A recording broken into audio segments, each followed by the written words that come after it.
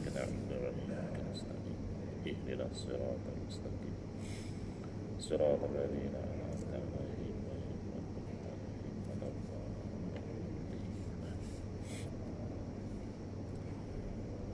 Assalamualaikum warahmatullahi wabarakatuh. Bismillahirrahmanirrahim.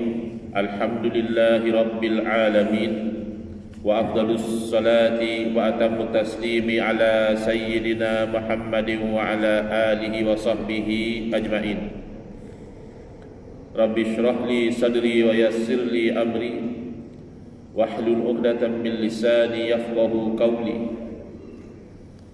Subhanaka la ilma lana illa ma 'allamtana innaka antal alimul hakim.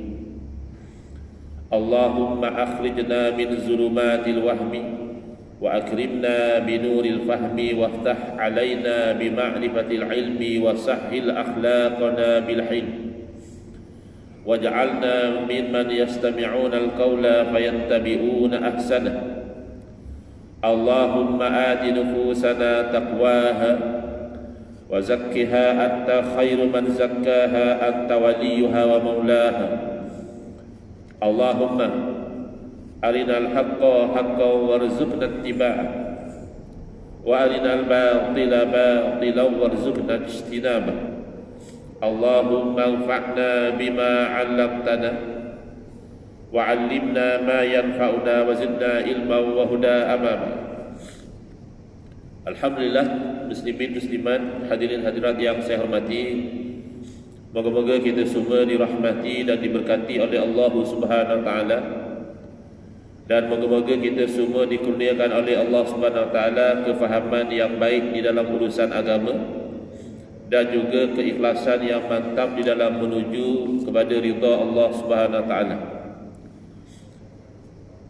Syukur alhamdulillah, pada pagi ini insya-Allah kita akan menyambung pengajian kuliah subuh bulanan hari Sabtu yang kedua. Anjuran Masjid Muaz bin Jabal Taman Setiawangsa menggunakan kitab Kekeliruan Umat. Inilah jawapannya susunan Al-Fadhil Ustaz Mahathir bin Haji Jul hafizahullah ta'ala wa nafa'ana bihi wa bi'ulumihi fid daraini amin. Kita terus masuk ke bab yang ke-7, bersangkutan tentang akidah. Kalau bab yang ke-6 yang lalu adalah berkaitan tentang sumber hukum ataupun sumber syariat, bukan hanya Al-Quran dan Sunnah sebagaimana yang disangkakan oleh sebahagian, menyangkakan kalau tak jumpa secara direct dalam Quran dan Sunnah berarti tidak ada.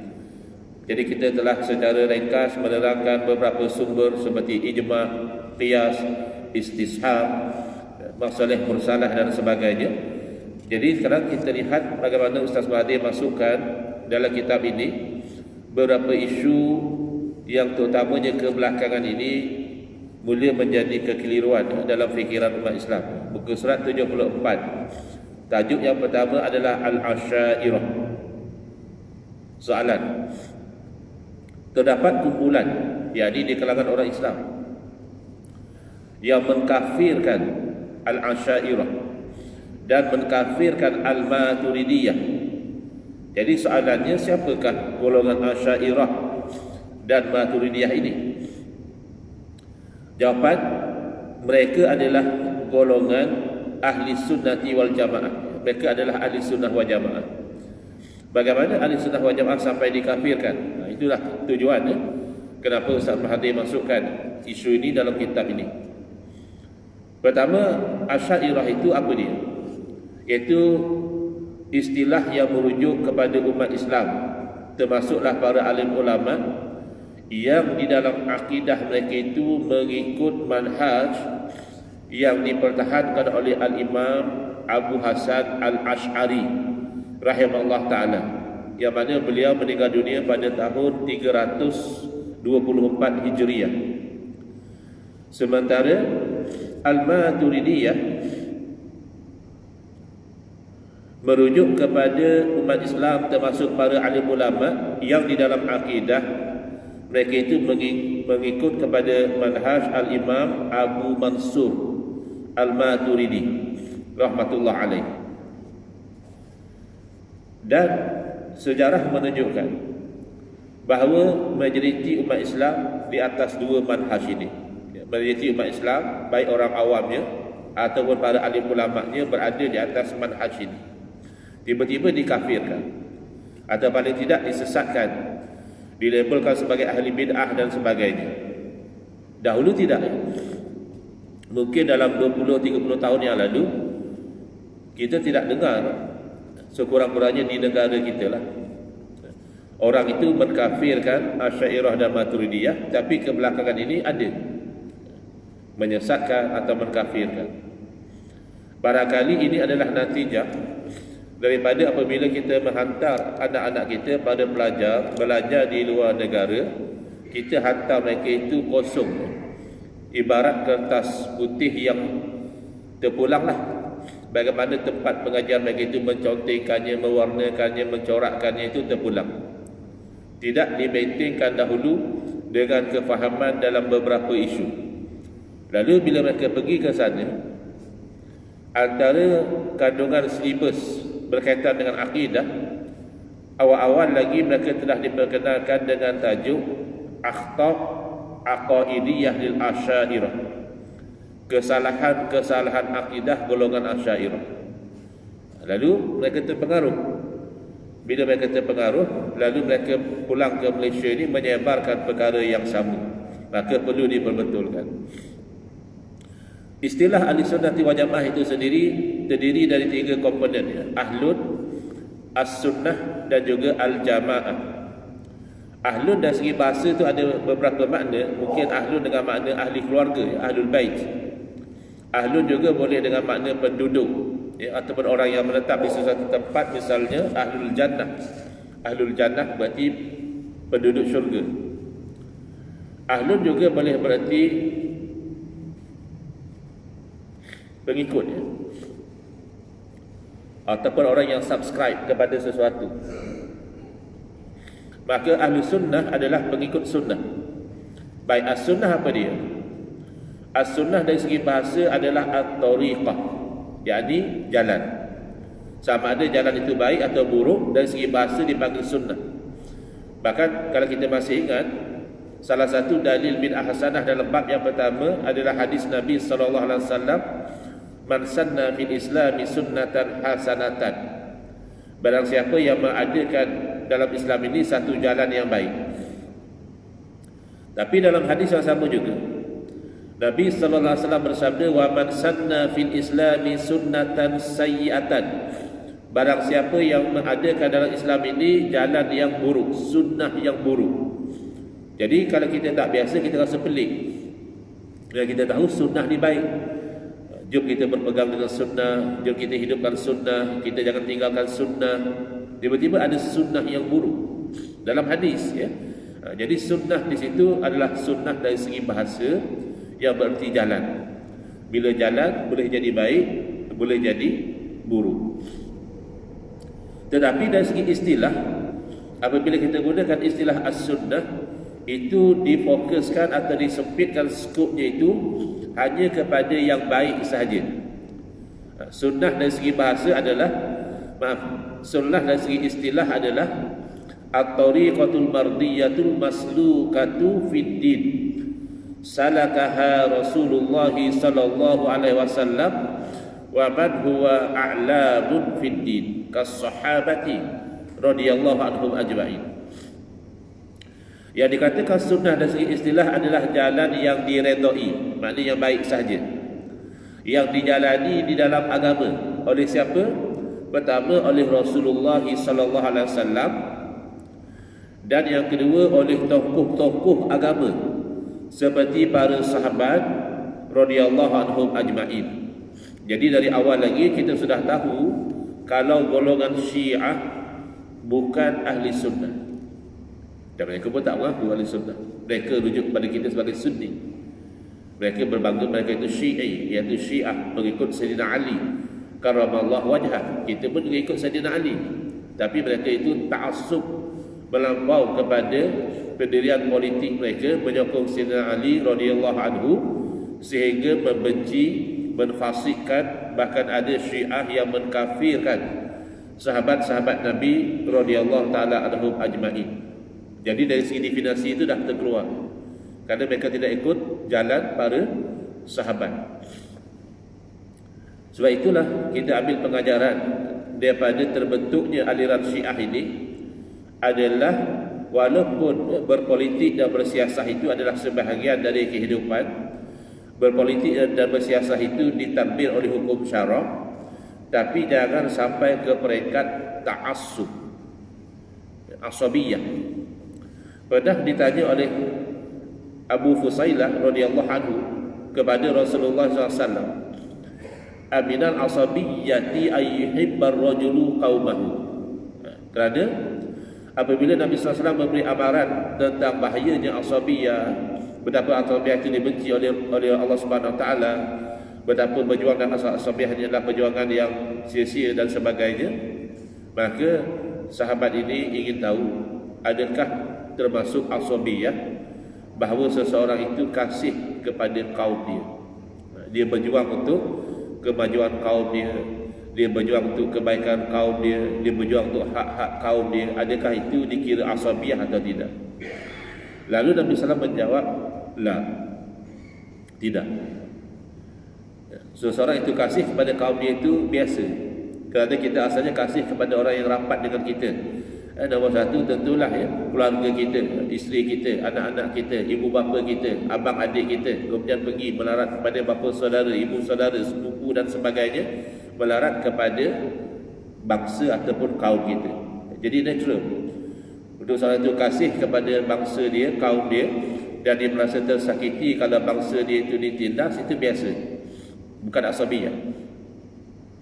Walakin al-asabiyah ayyina rajulu qaumahu ala zulmin ataupun ala zulmi.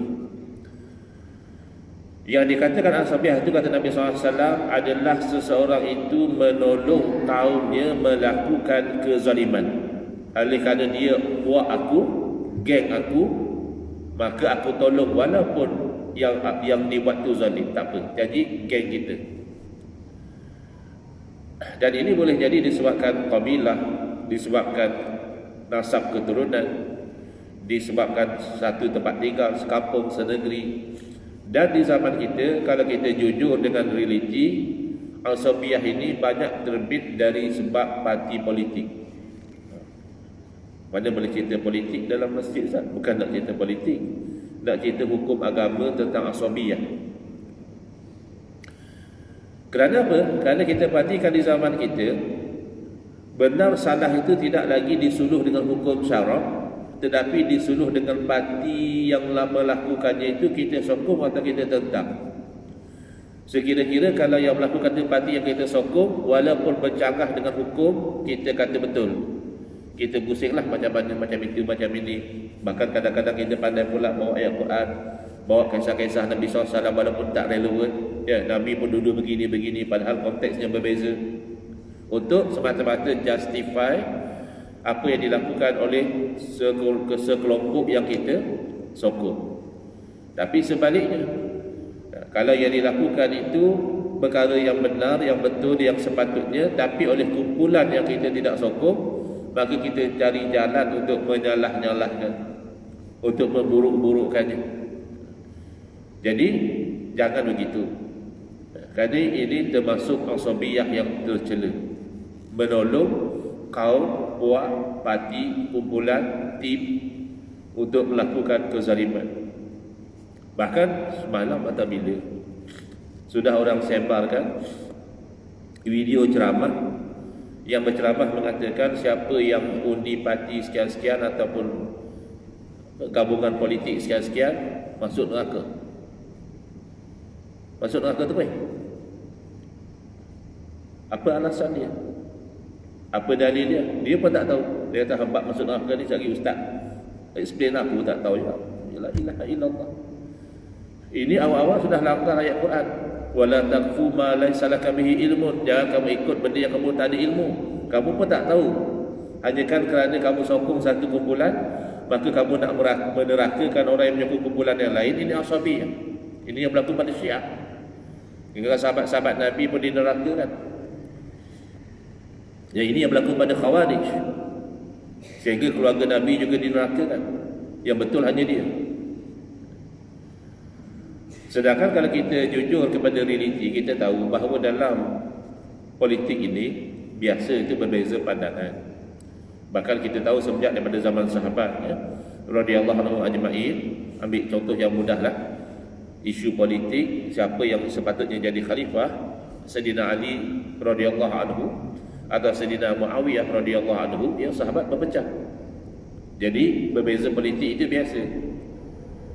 Tapi janganlah kita ikutkan hawa nafsu sehingga perbezaan politik itu membawa kepada kita melakukan bid'ah-bid'ah yang sayyi'ah dalalah, melakukan rekaan-rekaan yang buruk dan sesat, seperti takfir, kafir mengkafirkan hanya kerana perbezaan pendirian politik. Jangan.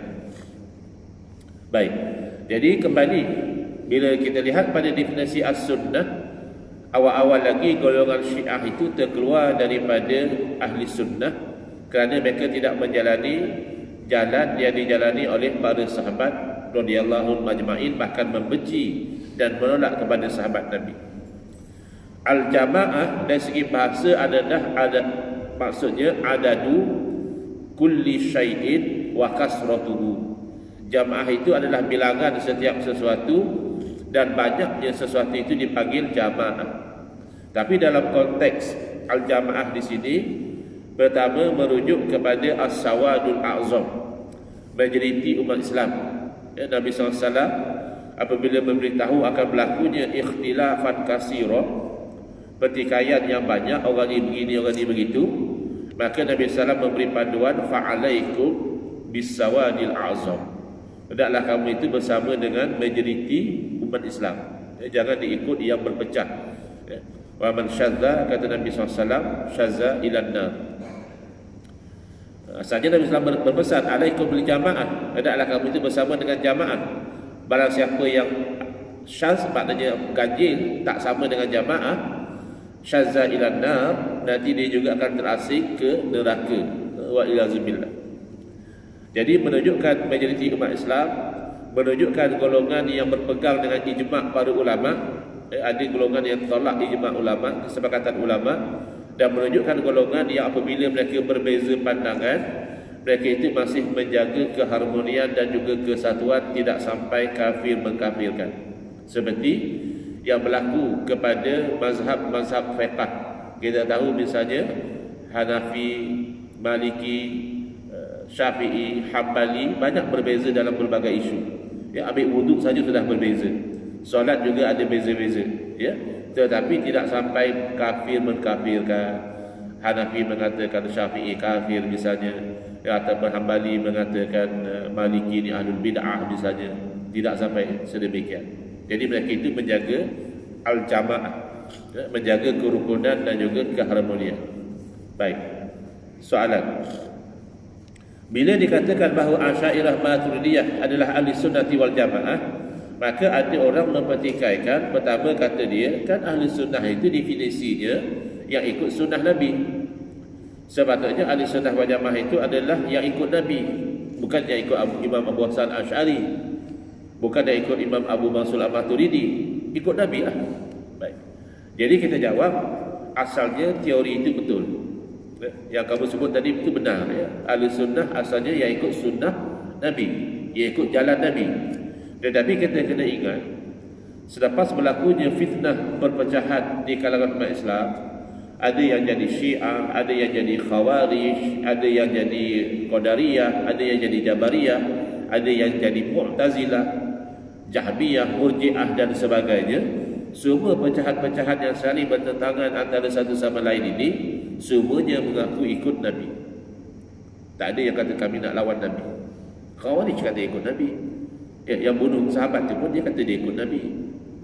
Maka untuk memudahkan supaya orang boleh membezakan antara yang sekadar mendakwa ikut Nabi dan yang benar-benar ikut Nabi SAW berdasarkan dalil Quran dan Sunnah, makalah ulama itu mempermudahkan bahawa Asy'ariyah Maturidiyah itu adalah ahli sunnah wal jamaah, dengan tidak menafikan golongan lain yang sama pegangan akidahnya walaupun tidak ikut manhaj Imam Hasan Asy'ari, walaupun tidak ikut manhaj Imam Abu Mansur Maturidi rahmatullah alaihima, mereka juga ahli sunnah wal jamaah. Contoh yang mudahlah, sahabat Nabi radhiyallahu anhum ajma'in, mereka bukan Asy'ariyah, mereka bukan Maturidiyah. Sebab mereka hidup dahulu. Kan Asy'ariyah ni ikut manhaj Imam Hasan Asy'ari. Imam Hasan Asy'ari datang kemudian. Jadi mereka bukan Asy'ariyah. Adakah mereka bukan ahli sunnah wal jamaah? Mereka lah pemimpin kepada ahli sunnah wal jamaah. Mereka murid-murid Nabi. Imam-imam mazhab yang empat, Imam Abu Hanifah, Imam Malik, Imam Syafi'i, Imam Ahmad bin Hanbal, keempat-empatnya bukan Asy'ariyah atas sebab yang sama. Kerana mereka itu datang dahulu. Tapi adakah akidah mereka berbeza? Tidak. Kalau kita lihat akidah Asy'ariyah dan akidah imam-imam mazhab sebenarnya tidak berbeza. Walaupun ada golongan yang cuba memberi gambaran, oh imam mazhab lain, kamu ni mereka ikut Syafi'i. Akidah kenapa tak ikut Imam Syafi'i? Akidah kenapa ikut Asy'ariyah? Habis beza kan? Beza ke akidah Imam Syafi'i rahimahullah ta'ala dengan apa yang dipertahankan oleh Asy'ariyah? Berbeza kan? Tinggalkan Imam Syafi'i rahimahullah ta'ala, ketika hayat beliau itu lebih terkenal sebagai ahli fiqh. Bahkan nak cari kitab tauhid akidah Imam Syafi'i tak ada, tak jumpa kita. Kalau Imam Abu Hanifah ada kitab Fiqhul Akbar, fiqh yang agung, itu adalah kitab akidah. Jadi bukan masalah akidah kita ikut Asy'ariyah, fiqh kita ikut Syafi'i, tak betul, bukan. Masalahnya setiap tokoh itu menonjol dalam bidang masing-masing. Jadi yang penting akidahnya sama. Jadi yang akidahnya demikian adalah ahli sunnah wal jamaah.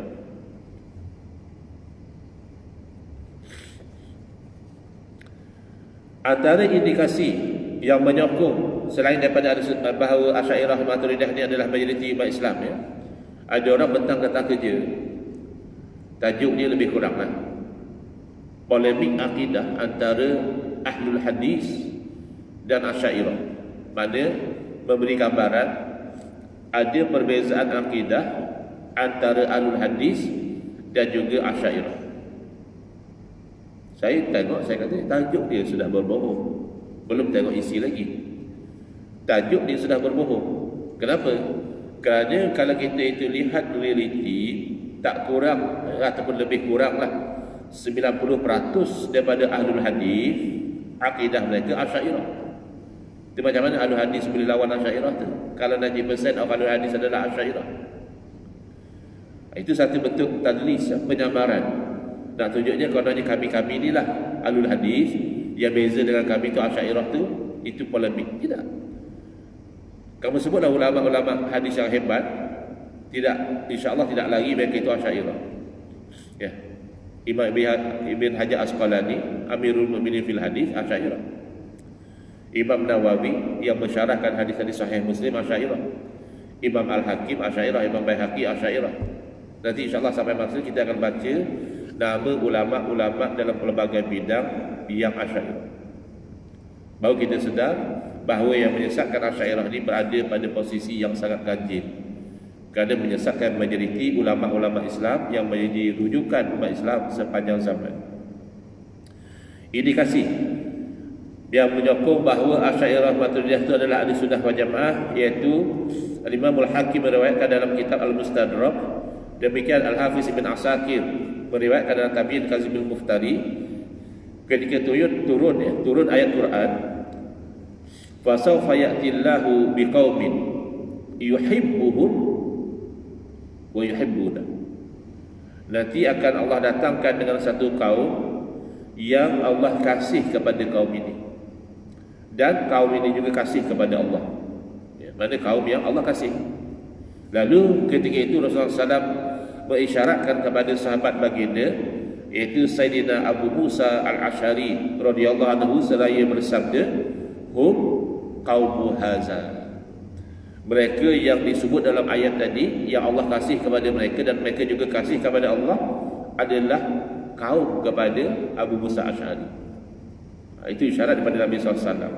Lalu Al-Imam Al-Qurtubi rahimahullah ta'ala dalam tafsirnya Al-Jami' li Ahkamil Quran menjelaskan bahawa Al-Imam Al-Qushairi rahimahullah ta'ala berkata, pengikut Abu Hasan Asy'ari, itulah Asy'ariyah, adalah termasuk kaumnya. Ya. Abu Hasan Asy'ari ini adalah kaum pada Abu Musa Asy'ari, zurat keturunan beliau. Jadi pengikut kepada Imam Hasan Asy'ari ini bukan semuanya zurat keturunan beliau, ramai yang ikut Imam Hasan Asy'ari. Jadi ikutlah orang kata pengikut dia bukan kaum dia. Walaupun Abu Hasan Asy'ari itu kaum kepada Abu Musa Asy'ari, jadi kalau ikut isyarat daripada Nabi SAW ni adalah kaum yang Allah kasih kepada mereka dan mereka kasih kepada Allah. Tapi pengikut Imam Hasan Asy'ari itu bukan kaum dia.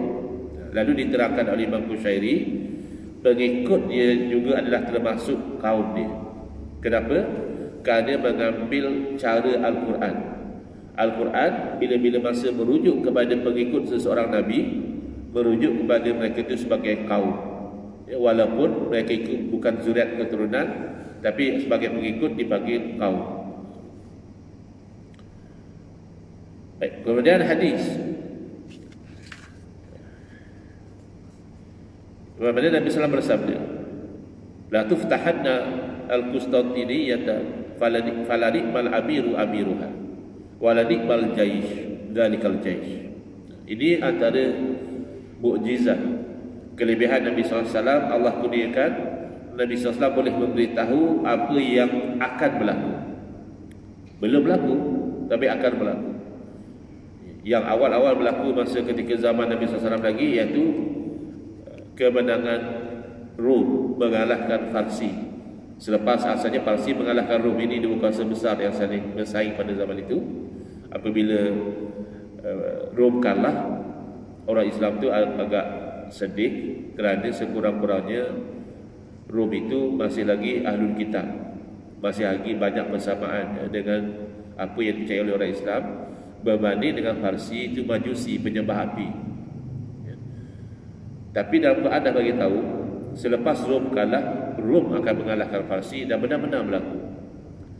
Tapi ada kalanya yang Nabi SAW beritahu itu tak berlaku pun di zaman baginda sallallahu alaihi wasallam. Bahkan yang Nabi SAW beritahu akan dibuka kota Konstantinopel. Dibuka maksudnya dikuasai oleh orang Islam. Maka sebaik-baik ketua perang adalah ketua perang yang membuka kota Konstantinopel, dan sebaik-baik tentera adalah tentera yang menguasai Konstantinopel. Dan ini berlaku 800 tahun kurang lebih selepas kewafatan Nabi SAW.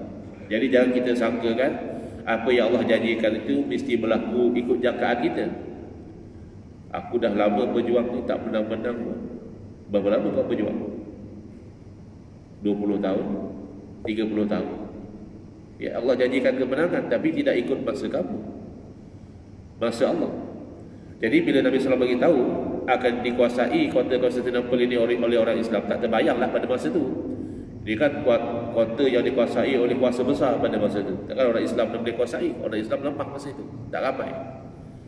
Tapi berlaku 800 tahun selepas Nabi SAW wafat, iaitu dilakukan oleh Sultan Muhammad Al-Fatih rahimahullah ta'ala, yang berakidah Sunni, bukan Syiah, aliran Imam Asy'ari. Dan beliau juga tokoh yang suka kepada tasawuf sufi. Bahkan rata-rata Sultan Utsmaniyah masing-masing itu bertasawuf dan bertarikat. Bahkan ayah kepada Utsman itu sendiri itu ada kaitan perkenalan beliau dengan tokoh sufi. Ya, kenapa? Kerana sufi yang sebenar ni itulah kekuatan dalaman umat Islam. Bukan yang menyamar sufi yang konon hakikat tapi tak solat, itu bukan sufi. Itu dah mengarut. Ada pula sufi ni kan jalan nak membersihkan hati supaya pergi kepada ridha Allah. Bolehkah pergi pada ridha Allah tapi perintah Allah dilanggar? Sufi tapi tak solat, sufi boleh buat maksiat, itu bukan sufi. Jadi sufi yang sebenar adalah mereka yang cuba merealisasikan ihsan, anta'budallaha ka'annaka tarah, bahawa kamu menyembah Allah seperti mana kamu itu melihat Allah. fa illam takun tarahu fa innahu yarak. Kalaupun kamu tidak melihat Allah, sesungguhnya Allah melihat kamu. Jadi dia nak realisasikan dalam hati dia itu setiap detik merasakan Allah melihat dia. Atau orang sufi sebutkan sebagai muraqabah ya. Di samping juga mengamalkan tawassul dengan Nabi SAW. Ada golongan yang anti Asy'ariyah ni, dia juga mengharapkan tawassul. Orang yang Nabi puji sebagai sebaik-baik ketua perang juga mengamalkan tawassul. Mustahil Rasulullah SAW memuji seorang yang akidahnya tak betul atau sesat. Kemudian penyaksian para ulama dalam kitab Ittihafus Sadatil Muttaqin, iaitu syarah kepada kitab Ihya Ulumuddin lil Imam Ghazali rahimahullah taala, yang mensyarahkan kitab iaitu Al-Imam Al-Hafiz Murtada Az-Zabidi rahmatullah alaih menyebutkan, idza utliqa ahlu sunnati wal jamaati fal muradu bihim al-asyairatu wal maturidiyah. Apabila disebut ahli sunnah wal jamaah begitu saja, maka yang dikehendaki dengan ahli sunnah wal jamaah itu adalah asyairah dan juga maturidiyah. Dan beliau menyebut lagi, Al-Imam Izzuddin bin Abdul Salam telah mengemukakan bahawa akidah Asy'ariyah ini disepakati oleh pengikut mazhab Syafi'i, Maliki, Hanafi dan Fudalaul Hanabilah. Ada beza ya? Kita boleh kata hampir semua, hampirlah, mungkin ada seorang dua yang tak sama, tapi hampir semua mazhab Syafi'i dan Maliki Asy'ariyah. Tapi Imam Syafi'i tidak Asy'ariyah. Ialah beliau hidup dulu. Beliau bukan datang selepas Imam Hasan Asy'ari, beliau datang dulu. Takkan orang yang datang dulu ikut dia datang kemudian. Itu yang saya jelaskan di Perlis pada bulan 6 yang lalu, bila ada orang menggambarkan Al-Imam Ibn Taymiyah itu Wahabi. Saya kata bukan. Imam Ibn Taymiyah bukan Wahabi, tak mungkin beliau Wahabi. Beliau itu hidup pada kurun ke-8. Fahaman Wahabi diasaskan pada kurun ke-12 Hijrah ya. Takkanlah yang hidup kurun ke-8 ikut yang hidup kurun ke-12. Wahabi itu kan mengikut Muhammad bin Abdul Wahab. Jadi satu dewan gelap. Kerana yang bercakap pun tak faham. Disangkakan Ibn Taymiyah itu Wahabi. Tapi ada kaitan. Kaitannya adalah golongan Wahabi menidolakan Al-Imam Ibn Taymiyah. Bukan Imam Ibn Taymiyah itu Wahabi. Beliau itu yang menjadi idola, ikutan, fatwa-fatwa beliau itu dipertahankan oleh golongan Wahabi. Itu kaitannya. Jadi di sini disebutkan bahawa kalau dari segi pengikut mazhab, ada ulama-ulama mazhab Syafi'i, Maliki boleh katakan 100% ya, Asy'ariyah. Hanafi pecah dua, 2/3 kurang lebih lah Maturidi, 1/3 Asy'ari. Tak masalah. Kerana Maturidi dan Asy'ari ini kedua-duanya ahli sunnah wal jamaah, hanya berbeza pada beberapa isu yang cabang, bukan berbeza pada isu pokok. Contoh mudah lah ya. Nak bilang sifat yang wajib bagi Allah ni berapa? Asalnya Asy'ari 13 saja, Maturidi kata 20. Tapi adakah Asy'ari bila tidak bilang yang lagi 7 tu menolak yang 7 itu? Adakah Asy'ari menolak kaunuhu qadiran, kaunuhu muridan dan sebagainya? Tidak. Hanya kan tak perlu bilang kata mereka. Qudrah itu dah menunjukkan kaunuhu qadiran. Iradah dah sudah menunjukkan kaunuhu muridan. Tak perlu lagi bilang-bilang lagi. Tapi Maturidi kata kena bilang supaya orang tidak menafikan, supaya tidak ada sangkaan bahawa kaunuhu itu boleh ditolak. Itu cabang. Tetapi Hanabilah pecah kepada 2 atau 3. Sebab itu disebut di sini Fudalaul Hanabilah. Yang lain dia sebut macam itu saja, Syafi'i, Maliki, Hanafi. Tiba-tiba pergi pada Hanabilah, itu berikut pada Imam Ahmad bin Hanbal. Dia describe Fudala saja. Fudala makna macam kita sebut orang kata dijemput Al-Fadil, Ustaz. Al-Fadil itu maknanya yang berkelebihan. Fudala adalah plural, maknanya orang-orang yang berkelebihan, ulama-ulama yang terkemuka di kalangan Hambali berakidah Asy'ariyah. untuk membezakan dengan satu golongan lagi yang dikenali sebagai Hasyawiyah, golongan terpinggir, yang mereka itu tidak akidah Asy'ariyah tetapi cenderung kepada akidah Musyabbihah, iaitu menyamakan Allah Ta'ala itu seperti makhluk, sehingga disebut oleh para alim ulama, dua orang lelaki, rajulan solihan bulia bi ashabis su, tapi diuji dan dirosakkan nama baik mereka itu oleh pengikut-pengikut yang jahat. Lelaki itu sendiri baik, iaitu pertama Imam Ja'far As-Sadiq, itu keturunan Nabi SAW, ulama ahli sunnah wal jamaah, tapi diuji dengan Syiah. Syiah ni pergi pada Imam Ja'far As-Sadiq, kemudian bila keluar mereka menyampaikan kononnya begini, kononnya begini, hadis-hadis yang palsu untuk menyokong dakwah-dakwah Syiah. Padahal Imam Ja'far As-Sadiq ahli sunnah. Dan yang kedua adalah Imam Ahmad bin Hanbal rahimahullah ta'ala, juga tokoh ahli sunnah wal jamaah, ulama hadis, ulama fiqh, ulama akidah, tetapi diburukkan nama baik itu oleh golongan Musyabbihah. Kerana ada antara yang mengaku kami ni Hambali, tapi akidahnya itu akidah tashbih ataupun tajsim, menyamakan Allah seperti makhluk atau berpegang bahawa Allah itu adalah satu jisim, sesuatu yang mengambil tempat dan ruang. Jadi terpaksa disebutlah Fudalaul Hanabilah, bukan semua. Misalnya Al-Imam Ibnul Jauzi itu termasuk Fudalaul Hanabilah yang terkenal dengan kitab Talbisu Iblis.